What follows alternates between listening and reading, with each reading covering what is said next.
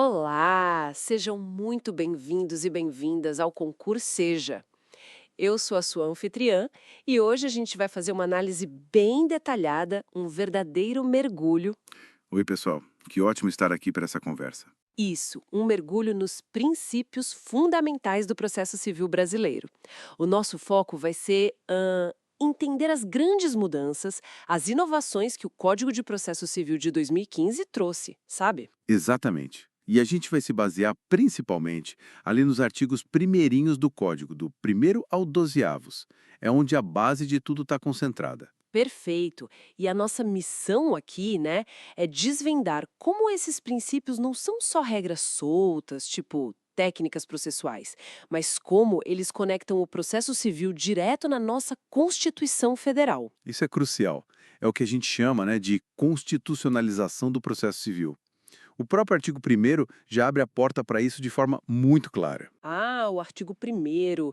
Ele meio que dá o tom de tudo, então, né? Exatamente, ele diz com todas as letras que o processo civil será ordenado, disciplinado e principalmente interpretado conforme os valores e as normas fundamentais estabelecidas na Constituição. Entendi. Então não é mais só seguir a letra fria da lei processual. Tem que olhar para a Constituição o tempo todo. O tempo todo, deixa de ser, digamos, um conjunto de regras técnicas, isoladas, e passa a ser um instrumento para quê? Para realizar direitos fundamentais que estão lá na Constituição. Direitos como? Dignidade da pessoa humana, isonomia. Isso, dignidade, isonomia, contraditório, ampla defesa, devido processo legal, tudo isso tem que permear a aplicação das normas processuais. O processo existe para garantir esses direitos, não para ser um fim em si mesmo. Faz muito sentido, quer dizer, a Constituição passa a ser o filtro para interpretar qualquer regra do CPC. E como a gente vê isso funcionando na prática, assim, no dia a dia do processo? Bom, um exemplo claro está logo no artigo 2º. Ele traz dois princípios que parecem opostos, mas na verdade se complementam. O princípio dispositivo e o princípio do impulso oficial. Dispositivo e impulso oficial. Explica um pouco mais cada um deles pra gente. O dispositivo primeiro, talvez. Claro, o princípio dispositivo, de forma bem simples, significa que o processo começa por iniciativa da parte. O judiciário, em regra, é inerte. Ele não sai por aí procurando casos para julgar, né? Aham, ele precisa ser provocado. Eu preciso ir lá e pedir. Exato. Essa é a regra da inércia da jurisdição. E isso é fundamental para garantir a imparcialidade do juiz. Ele não pode ter interesse na causa antes de ser chamado a decidir. Ele espera a demanda chegar. Entendi. Garante que o juiz não seja, tipo, parte interessada desde o começo. E o impulso oficial? Onde ele entra? Aí que está o equilíbrio. Uma vez que a parte deu o pontapé inicial, que o processo começou, aí entra o impulso oficial. O juiz assume a condução do processo. Ah, então ele não fica só esperando as partes fazerem tudo. De jeito nenhum, ele tem o dever, a obrigação mesmo, de fazer o processo andar, de determinar as providências necessárias, marcar audiências, cobrar prazos, enfim, levar o processo até uma decisão final. Mesmo que as partes, sei lá, deem uma desanimada no meio do caminho. Mesmo assim, o objetivo é a efetividade da justiça, é dar uma resposta para aquele conflito que foi levado ao judiciário. Então, o juiz tem esse poder-dever de impulsionar o processo, independentemente da vontade momentânea das partes, em alguns aspectos. Claro, respeitando os direitos delas, mas garantindo que o processo não fique parado indefinidamente. Esse equilíbrio é interessante. Garante a imparcialidade no início, com inércia, mas depois garante a eficiência, com o impulso oficial. Parece bem pensado. Sim, a ideia é essa. Nem um juiz totalmente passivo, refém das partes, nem um juiz que inicia o processo por conta própria. É um meio-termo que busca conciliar garantias e efetividade. E pensando nas relações dentro do processo, não só entre parte e juiz, mas entre as partes também e delas com o tribunal, o código fala muito em ética, né? Tem o artigo 5º da boa-fé processual. A boa-fé processual. E o que seria exatamente essa boa-fé no processo? É só não mentir para o juiz? Não, é bem mais amplo do que isso. E aqui tem um detalhe técnico, mas que faz toda a diferença. A boa-fé exigida pelo artigo 5º é a chamada boa-fé objetiva. Boa-fé objetiva, diferente da subjetiva. Qual a diferença na prática? A boa-fé subjetiva tem a ver com a intenção da pessoa, com o que ela realmente pensa ou acredita. Já a boa-fé objetiva não olha tanto para a intenção, mas sim para o comportamento externo. Como assim? É um padrão de conduta. Espera-se que todos que participam do processo, partes, advogados, juiz, peritos, todo mundo, ajam com lealdade, com retidão, com ética. É um dever de agir corretamente, de acordo com o que se espera de alguém naquela posição. Grado. Eu posso estar violando a boa-fé objetiva. Exatamente. Pense, por exemplo, em apresentar uma defesa só para ganhar tempo, cheia de argumentos que você sabe que não tem fundamento. Ou ficar criando incidentes processuais desnecessários, abusando do direito de recorrer. Entendi. É o famoso enrolar o processo, né? Pois é. Antes, talvez houvesse uma tolerância maior com essas espertezas processuais. O CPC de 2015 deixa claro. Esse tipo de comportamento viola a boa-fé objetiva e pode gerar consequências. Multas por litigância de má-fé, por exemplo. Então a ideia é criar um ambiente processual mais ético, mais limpo, onde as pessoas colaboram para resolver o problema, em vez de só tentar atrapalhar o outro. Exatamente essa é a intenção. E isso se conecta diretamente com outro princípio fundamental, que você até mencionou de passagem, que é o princípio da cooperação, lá do artigo 6º. Ah, verdade, o artigo 6º. A gente não vai aprofundar nele hoje, mas ele reforça essa ideia de colaboração, né? Sem dúvida, o artigo 6º diz que todos os sujeitos do processo devem cooperar entre si para que se obtenha, em tempo razoável, uma decisão de mérito justa e efetiva. É um chamado à responsabilidade de todos. Todos mesmo. Juiz, partes, advogados. Todos. O juiz tem deveres de cooperação, como esclarecer dúvidas, prevenir as partes sobre possíveis problemas. E as partes e advogados também têm o dever de agir de forma colaborativa, não só com o juiz, mas entre si. É uma mudança cultural grande que o Código tenta promover. Uma mudança de um modelo puramente adversarial, onde cada um só olha para o seu lado, para um modelo mais colaborativo, mesmo que ainda exista o conflito, claro. Isso. O conflito existe. A disputa de interesses é a razão de ser do processo. Mas a forma de conduzir essa disputa é que se busca que seja mais ética, mais eficiente, com todos contribuindo para um resultado justo e rápido. A cooperação e a boa-fé andam de mãos dadas nesse sentido. Muito interessante essa perspectiva.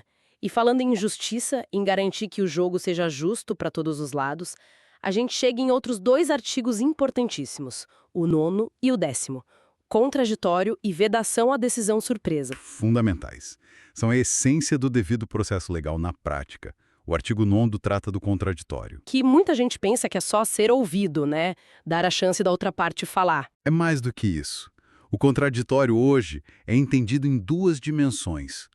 O direito à informação, saber o que está acontecendo no processo, quais argumentos e provas foram apresentados pelo outro lado, e principalmente o direito de reação ou influência. Influência. Como assim? Não basta só ser ouvido. A parte tem que ter a chance real de influenciar a decisão do juiz.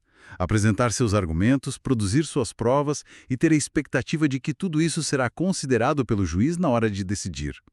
É um direito de participação efetiva na formação da decisão. Entendi. Não é só pro forma. Para constar que a parte foi ouvida, ela tem que ter a chance de fato, tentar convencer o juiz. Exatamente. E aí entra o artigo 10º, que é uma consequência direta desse contraditório efetivo. A vedação à decisão surpresa. Decisão surpresa. Ninguém gosta de surpresa ruim, né? O que isso significa no processo? Significa que o juiz não pode decidir com base em um fundamento, seja de fato ou de direito, sobre o qual as partes não tiveram oportunidade prévia de se manifestar. Peraí. Mesmo que seja uma questão que o juiz possa conhecer de ofício, tipo uma questão de ordem pública que ele percebeu ali na hora. Mesmo assim, esse é o ponto-chave e uma das grandes inovações do CPC 15. Mesmo nessas matérias que o juiz pode conhecer de ofício, como prescrição, condições da ação, etc., se ele identificar um fundamento novo que não foi debatido pelas partes, ele precisa intimar as partes para que se manifestem sobre aquele ponto específico antes de decidir com base nele. Nossa, isso é muito forte. Quer dizer, acabou aquela história do juiz tirar um coelho da cartola na sentença com um argumento que ninguém tinha pensado ou discutido. A ideia é exatamente essa. evitar a surpresa, garantir que a decisão seja fruto de um debate prévio, que as partes conheçam as cartas que estão na mesa, digamos assim. Isso aumenta a previsibilidade, a segurança jurídica e, principalmente, a legitimidade da decisão. Porque a decisão foi construída com a participação de todos, mesmo que a palavra final seja do juiz. Perfeito! É um dever ativo do juiz promover esse debate prévio sobre todos os fundamentos relevantes, sejam eles trazidos pelas partes ou identificados por ele próprio. Fortalece demais o contraditório. Realmente parece um avanço enorme em termos de garantia processual. E todos esses princípios, constitucionalização, impulso oficial, boa-fé, cooperação, contraditório, vedação à surpresa, eles apontam para qual direção, qual o objetivo maior por trás disso tudo? Um dos grandes nortes do CPC 2015 é o que a gente chama de princípio da primazia da decisão de mérito. Está lá no artigo 4º e também no artigo 6º. Primazia da decisão de mérito. Resolver o problema principal, é isso? Exatamente. A ideia central é que o processo existe para resolver o conflito de interesses que foi levado ao judiciário. O objetivo não deve ser, em regra, acabar o processo por uma questão puramente formal, por um detalhezinho processual. Tipo, extinguir o processo sem analisar quem tem razão só por causa de um erro na petição inicial, por exemplo. Isso, o Código orienta o juiz a tentar, sempre que possível, superar esses vícios formais, essas questões processuais. Ele deve dar oportunidade para a parte corrigir o defeito, emendar a petição, complementar a documentação, para que o processo possa seguir adiante e ter uma decisão sobre o mérito da causa. Ao direito, e não o contrário. Não pode ser um obstáculo intransponível para resolver a questão principal. Perfeita colocação. A forma é importante, ela garante a organização do processo, o respeito às regras do jogo, mas ela não pode ser um fim em si mesma. O foco deve ser, prioritariamente, entregar a tutela jurisdicional, dizer quem tem o direito no caso concreto, superar o formalismo excessivo. Entendi. Então, se tem um probleminho formal que dá para consertar, o juiz deve mandar consertar, em vez de simplesmente acabar com o processo? Sim, esse é o espírito. É o chamado princípio da sanabilidade dos atos processuais defectivos. Claro, existem vícios que são insanáveis, mas a regra é tentar aproveitar os atos e dar andamento até a decisão final sobre o direito discutido. É buscar a solução efetiva do conflito. Faz todo sentido. Olhando para trás agora, para tudo que a gente conversou, parece que o quadro geral que o CPC de 2015 pintou foi o de um processo civil muito mais conectado com a realidade e com os valores da Constituição, né? Sem dúvida. A intenção foi justamente essa: trazer o processo para mais perto dos ideais constitucionais de justiça, torná-lo mais ético, com a boa-fé e a cooperação, mais dialógico e justo, com o contraditório e a vedação à decisão surpresa. E mais eficiente também, com o impulso oficial e a primazia do mérito, focado em realmente resolver o problema do cidadão que busca o judiciário. Exato. É uma busca por um equilíbrio entre garantias fundamentais e efetividade. Um processo que não seja só um amontoado de regras complexas, mas um instrumento que funcione na prática para realizar a justiça. Uma visão bem mais moderna e, eu diria, humana do processo. Concordo. E isso nos leva a uma reflexão final interessante, né?